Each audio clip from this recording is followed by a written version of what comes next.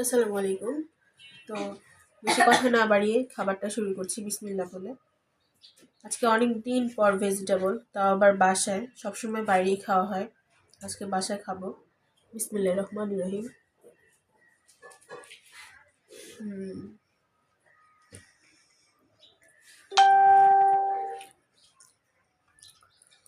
মশলা দিলাম, খুব মজা হয়েছে।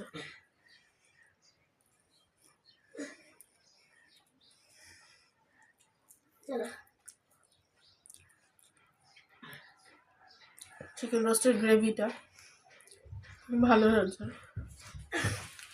আমার ঠান্ডাতে কথা বলতে খুব কষ্ট হচ্ছে।